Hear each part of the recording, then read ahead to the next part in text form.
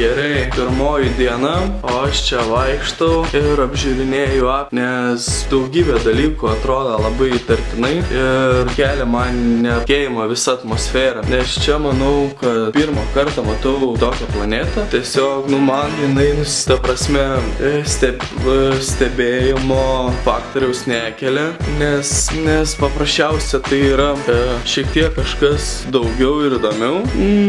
Vien galvojant tai, kad visi padengti sluoksniai, visa augalija, gamta yra visiškai kitokia nei mano matytose ir galbūt pavyks mums nueiti iki to kambario, į kurį dar nebuvau įėjęs.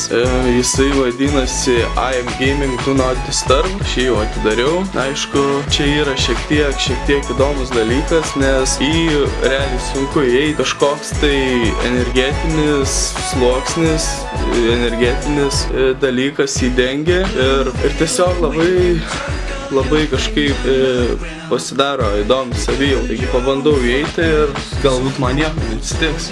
Ne, viskas normaliai. Čiuosi gerai. Atėjo grynas oras, gaivus, kuris iškart sukelia prisiminimus kažką tokio.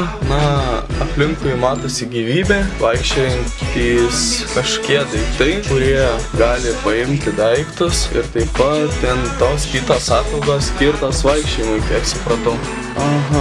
Dar visokie garsai girdisim. Šiaip pasijautė odos dirginimas, tai čia galbūt šaltis, galbūt kažkoks metų laikas pas juos kitas yra. O šiaip, čia yra apšvietimas, yra kažkoks tai įdomus.